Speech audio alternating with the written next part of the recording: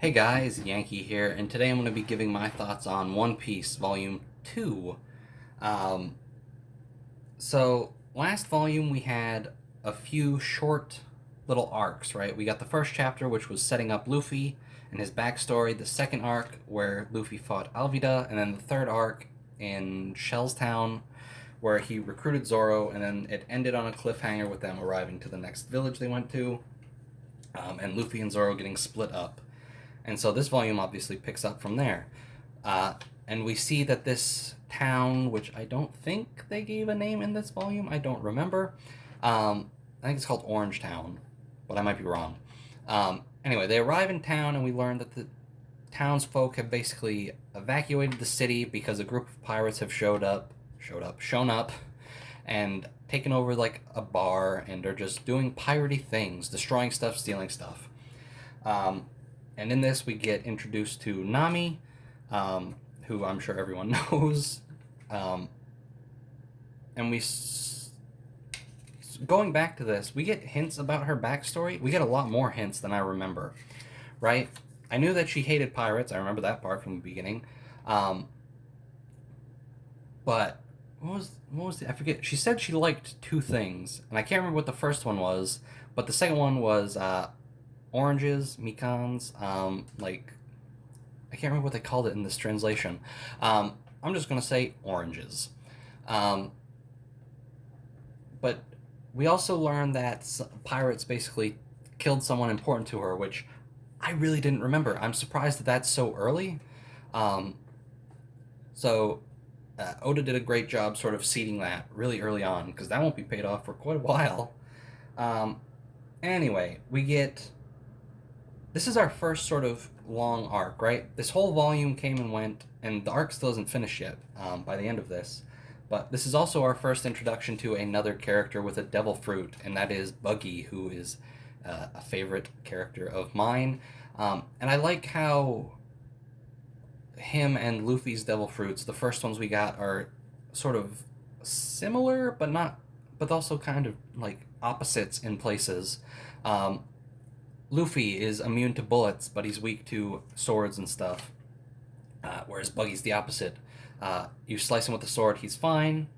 Uh, but I assume if he got shot, he would not be, right? And so I kind of like that because their powers are like Luffy can stretch, whereas in this volume we see Buggy's ability is like he can separate parts from his body and he can like move them.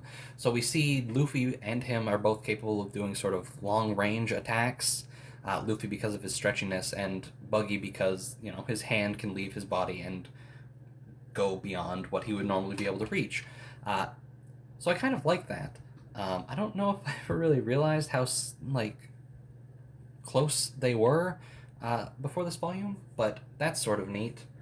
Um, and that the story in this one is basically it's the dog. Oh, Chocho, which kind of reminds me of like a Japanese story about a dog that would meet his master at like a train station, but one day the man died and never returned, but the dog kept going to the train station. So maybe it's based on that a little. But basically, we've got a little tiny dog guarding a pet shop, like a food store for animals, who eventually gets hurt, and there's fights. And I don't know. I don't need to explain the story. Everyone that's watching this video has already has seen this. Everyone that likes One Piece and watches this video has seen it. But um, I think it does a good job of sort of showing Luffy's character still. We're still getting there. This is only the second volume, so he's still a relatively new character, right? He went to fight. Oh boy. Oh, I don't remember his name. The lion tamer, and the lion. Richie is the lion. I don't remember the lion tamer's name, for some reason, um, because they burnt down the little pet store that the dog was protecting, um, which is good. I don't know how to say it. They're doing a good job of presenting us Luffy's character in this volume. And we also sort of get Nami's reaction to how they aren't like your typical pirate, right? They're not just there to uh, pillage and stuff, right? They're just trying to get to the end of the Grand Line. Um, and like, Luffy wants to get the One Piece, Zoro wants to be Master Swordsman. They have things that they want to do other than just drink and fight and steal. Um, so, anyway, I think this is a good volume. This is the second video. Each video I want to talk about sort of how the volume stands alone, right? Like, as opposed to just reading through a bunch of volumes at once. If I read this as it was being released every few months, would I feel satisfied with what was achieved in this volume? And this one, I want to say yes. We got a lot of stuff. We got introduced to Nami. We learned about her. We got a few fights, like short fights. Zoro defeated Kabaji, I believe. Moji is the one with white hair that tames lions. Kabaji is the swordsman on the unicycle, I think. Zoro defeats the guy on the unicycle. Luffy defeats the lion and the lion tamer. And now it ends on a cliffhanger where we're getting ready to go into the fight with Luffy and Buggy.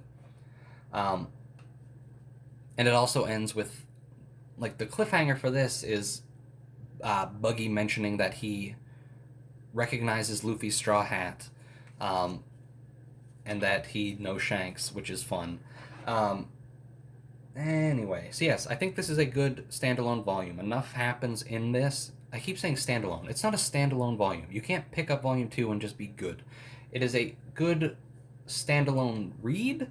I don't know. I need to figure out how I'm going to word this. It reads well on its own, but you need to read the previous one, right? It's a satisfying single volume. There we go. That works better. And also in this, Oda, he did like, later on in volumes, he'll do like little Q&As, right?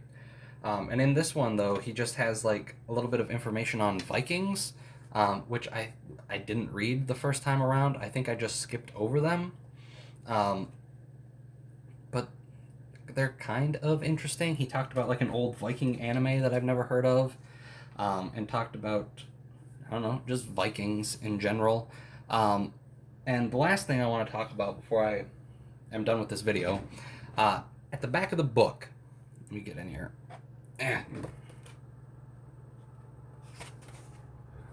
We've got this page.